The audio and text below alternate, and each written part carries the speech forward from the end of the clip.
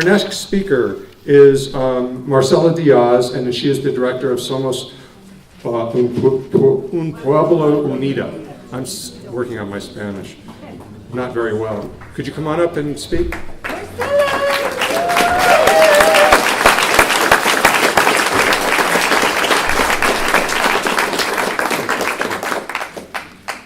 Thanks. First of all, I would just like to, hey Deborah, recognize that I'm really excited to be speaking after Tara Lujan and Eric Greo, because they're just some fantastic Latino leaders in our community that have been incredible allies to Somos Un Pueblo Unido, particularly in our fight against this governor's efforts to take away our driver's licenses. So thank you both for that, as well as many of you. So, I'm Marcela. I work for Somos Un Pueblo Unido. We're a statewide immigrant-based civil rights and workers' rights organization. And we are made up of immigrant families, about 2,800 immigrant families who are from Mexico, primarily in Central America, that live in 10 counties throughout our state. I can tell you that contrary to sort of the narrative that has been within the last couple of weeks, the day after the election, yes, people were in shock, yes, people were upset, uncertain about the future, certainly mourning the loss of the lots of opportunities that we wanted to grab onto in the next 4 years. But the number one feeling that we got from people who were calling our organization, from our membership, was, okay, we've been fighting and beating the governor for the last 6 years in her incessant attacks against our community.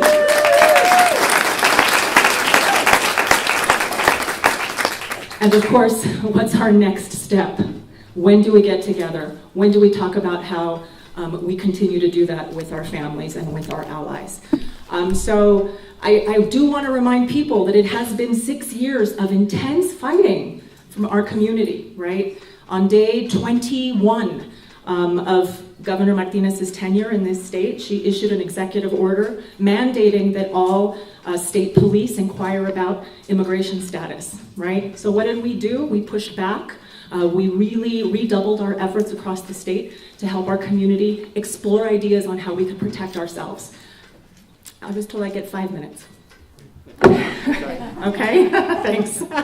I'm prepared to speak for 5, maybe a little bit more. So we fought back, and that's exactly what we're doing now. Around the state, our 10 membership meetings, our 9 membership committees around the state, this week, last week, next week, are coming together and talking about what we need to make us feel safer, to make us feel more protected, how we can support each other, how we can help each other. And just this last week, I was at a meeting at Somos with dozens of immigrant families who are seasoned activists in our community, who are really working hard and who've come up with a great plan to make Santa Fe a much stronger sanctuary city than it actually is. And to do that, we're going to need your help.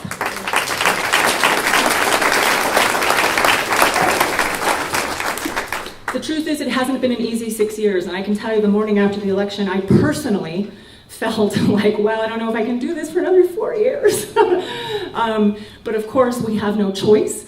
So our families are gonna keep moving forward. So it's really different in all of our communities, right?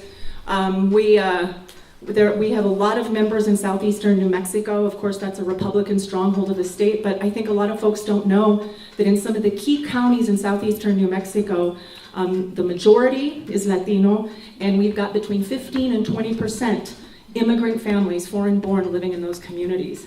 And even though the progressive movement, the Democratic Party, has sort of abandoned that part of the state, our families are there, and they're organized, and they're continuing to organize.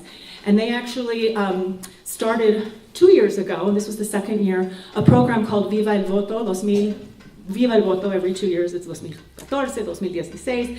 And that is meant to reach out to, it's a citizenship program and a voter engagement program in rural communities so that we are no longer ignored by the politicians of this state and by the policymakers. So we did that this last year in southeastern New Mexico and in McKinley County, reaching out to our Native American brothers and sisters around wage theft and other issues important to working families. So this is what we're doing around the state.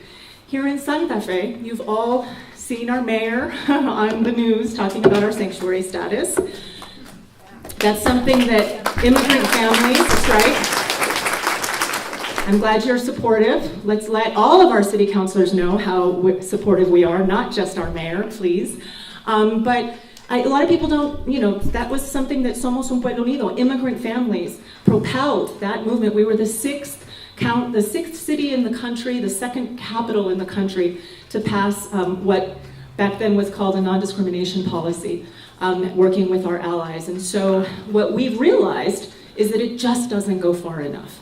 We really need to, it's very simple. All it says is that our local cops are not going to inquire about immigration status and then share that information along with other municipal employees. Well, that's a no-brainer, right?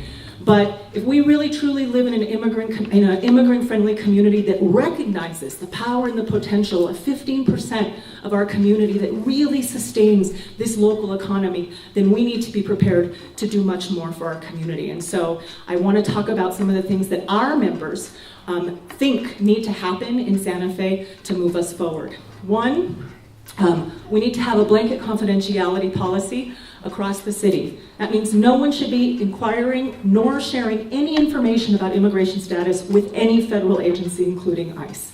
It's not something that we have right now. Two, we need to make sure that all of our documentation and all of these vital things that the city does is actually done in multiple languages. Of course, here the vast majority of immigrants speak Spanish, so this to us is a no-brainer, and one of the things that our city should be doing. We should also be using our city platforms to distribute not just to workers, but to employers. What are our civil rights?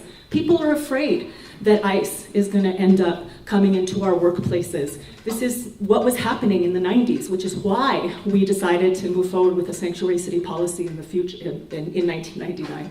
So those are things, there's a long list of things that we think that this city should do.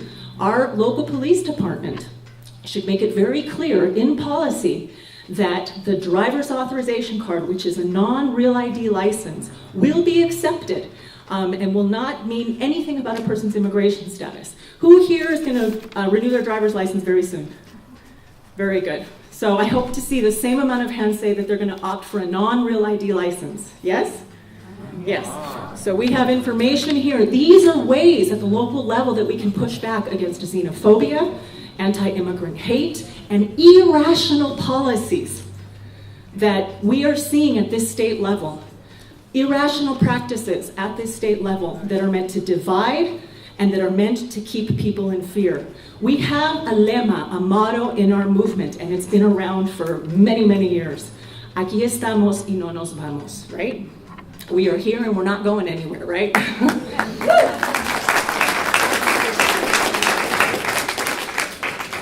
The truth is, and we've been trying to help the media, instead of sensationalizing the fear and panic in our community, we've been trying to help them understand, and we've been trying to help our allies understand, that we weren't lying when we said it's impossible to deport 12 million people, right?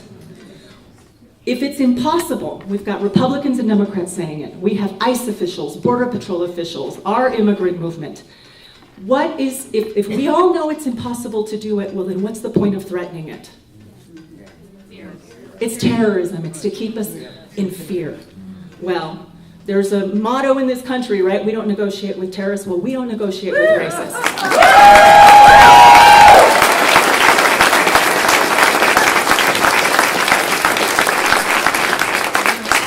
We refuse to be afraid, and we will also hold all of our policymakers and elected officials accountable when they succumb to the fear, when they succumb to the racism, when they succumb to the anti-immigrant policies that get shoved down our throats as a result of polling and as a result of political maneuvering.